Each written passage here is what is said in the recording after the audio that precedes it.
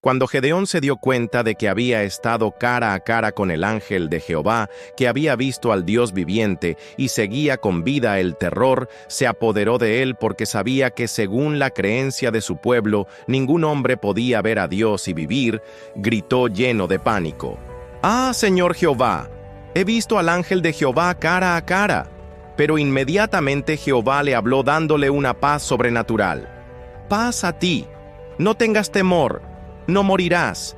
Y esas palabras calmaron su corazón y le confirmaron que estaba destinado no para morir, sino para vivir y cumplir una misión extraordinaria. Gedeón construyó allí mismo un altar a Jehová y lo llamó Jehová Salom, que significa Jehová es paz, porque había experimentado en carne propia que el encuentro con Dios no trae destrucción sino paz, no trae condenación sino esperanza, no trae muerte sino vida abundante. Ese altar se convirtió en un recordatorio permanente de que Dios había visitado a un hombre común y lo había llamado a hacer algo extraordinario.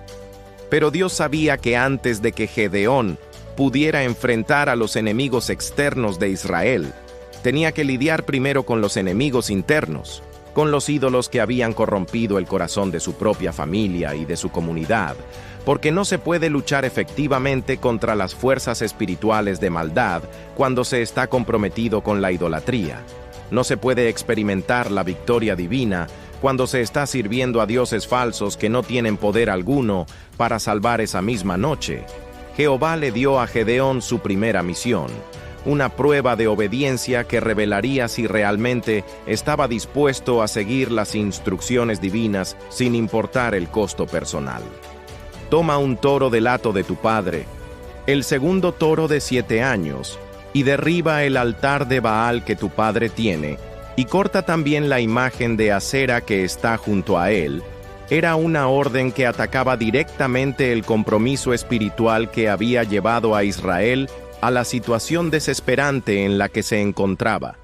El altar de Baal que pertenecía a Joás, el padre de Gedeón, no era simplemente una decoración religiosa, sino el símbolo de la apostasía que había contaminado incluso a las familias más respetables de Israel.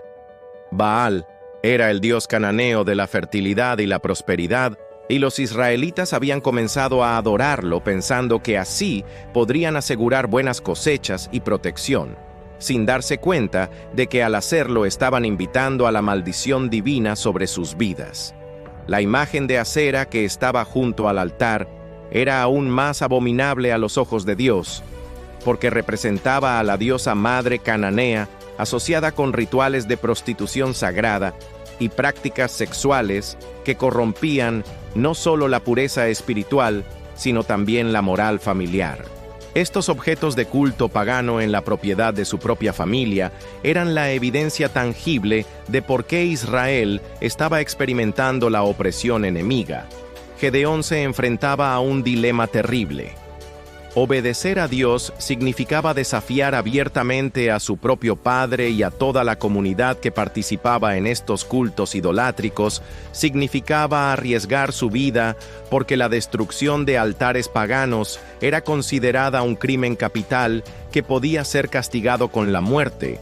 Significaba convertirse en el enemigo público número 1 de su propia ciudad, pero también significaba dar el primer paso hacia la libertad espiritual, que era indispensable para la libertad física que vendría después, porque Dios no puede bendecir a un pueblo que está dividido en su lealtad espiritual.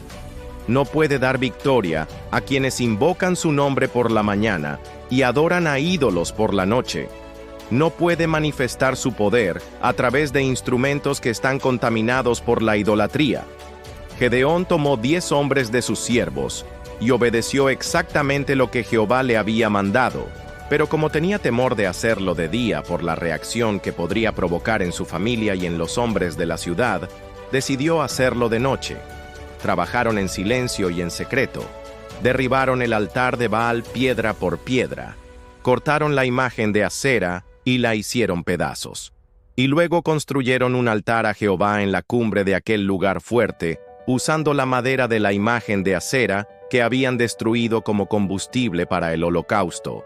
Cuando los hombres de la ciudad se levantaron por la mañana y descubrieron que el altar de Baal había sido derribado, que la imagen de Acera había sido destruida, y que habían construido un altar nuevo donde habían ofrecido en sacrificio el segundo toro, la ira de la multitud se encendió como fuego, porque no solo habían perdido sus objetos de culto, sino que alguien había tenido la audacia de desafiar públicamente todo el sistema religioso que ellos consideraban legítimo. Comenzaron inmediatamente una investigación para descubrir quién había sido el responsable de este acto de vandalismo religioso. Preguntaron por toda la ciudad, interrogaron a testigos, siguieron pistas, hasta que finalmente alguien les dijo: Gedeón hijo de Joás lo ha hecho. Y cuando confirmaron esta información, la multitud enfurecida se dirigió hacia la casa de Joás, exigiendo justicia inmediata. «Saca a tu hijo para que muera, porque ha derribado el altar de Baal y ha cortado la imagen de Acera que estaba junto a él». Le gritaron a Joás con la violencia de una turba que busca sangre.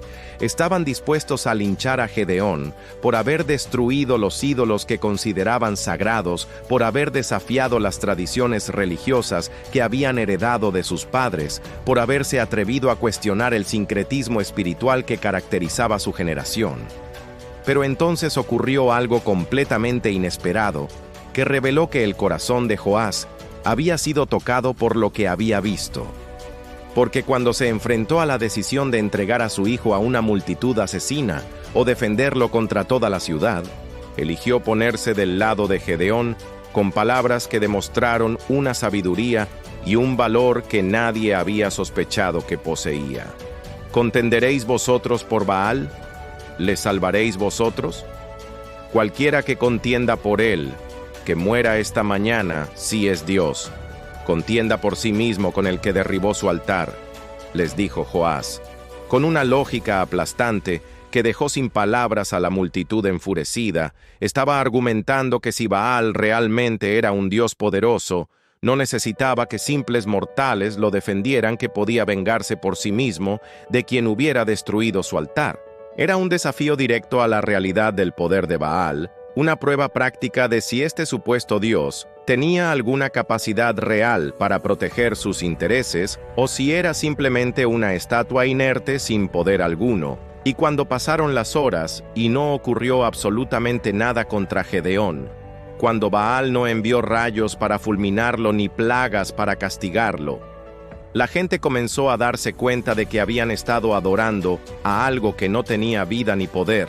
Por eso llamaron a Gedeón Jerobbaal ese día, que significa contienda Baal contra él, como un recordatorio permanente de que había desafiado al supuesto Dios y había salido ileso, que había demostrado públicamente la impotencia de los ídolos que habían seducido a Israel, que había dado el primer paso hacia la purificación espiritual que era necesaria para la liberación nacional.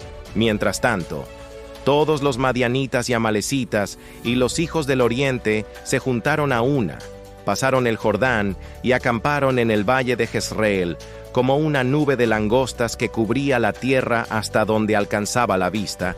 Habían venido en números más grandes que nunca antes, como si hubieran sentido que algo estaba cambiando en Israel y hubieran decidido aplastar de una vez por todas cualquier intento de resistencia. Era un ejército que inspiraba terror con solo verlo.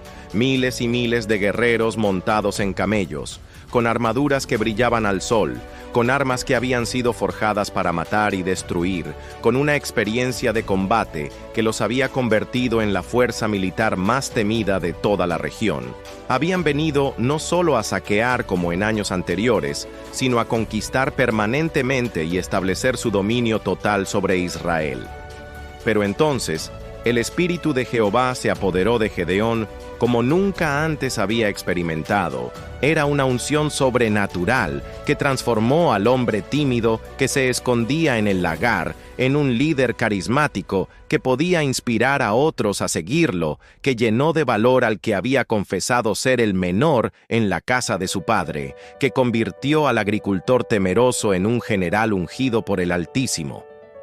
Gedeón tocó el cuerno de guerra, el shofar, que convocaba a los hombres de Israel a la batalla, y el sonido de ese instrumento resonó por todas las montañas de Manasés como un grito de libertad que había estado reprimido durante 7 años de opresión. Era la señal de que el tiempo de la sumisión pasiva había terminado, de que había llegado el momento de levantarse contra los opresores, de que Dios había levantado un libertador. Los hombres de Manasés respondieron al llamado y se reunieron con él. Luego envió mensajeros por toda Aser, Zabulón y Neftalí, y también subieron a encontrarse con ellos. Era un movimiento de resistencia que crecía como un incendio que se extendía de tribu en tribu, que transformaba la desesperanza en esperanza y el miedo en valor. Pero Gedeón, a pesar de haber experimentado la unción divina y haber visto cómo Dios lo respaldaba de maneras sobrenaturales, todavía luchaba con dudas sobre si realmente había interpretado correctamente la voluntad divina, porque la magnitud de lo que estaba a punto de intentar era tan abrumadora que necesitaba una confirmación adicional de que Dios realmente estaría con él en la batalla. Así que le pidió a Dios una señal usando un vellón de lana, diciéndole: «Si has de salvar a Israel por mi mano, como has dicho, he aquí que yo pondré un vellón de lana en la era, y si el rocío estuviere en el vellón solamente, quedando seca toda la otra tierra, entonces entenderé que salvarás a Israel por mi mano, como lo has dicho». A la mañana siguiente se levantó temprano, exprimió el vellón y sacó de él el rocío, un tazón lleno de agua, mientras toda la tierra alrededor había quedado completamente seca. Era la primera confirmación sobrenatural que había pedido. Pero su corazón todavía necesitaba más seguridad, porque entendía que estaba a punto de liderar a miles de hombres en una batalla donde la derrota significaría no solo su muerte, sino el exterminio de muchas familias israelitas. Entonces, le pidió a Dios que no se enojara con él por pedir otra señal, pero que esta vez hiciera exactamente lo contrario, que el vellón quedara seco y toda la tierra alrededor amaneciera cubierta de rocío. Era una petición audaz que demostraba tanto su humanidad como su deseo genuino de estar absolutamente seguro de la voluntad divina antes de arriesgar, y Dios lo hizo así esa noche.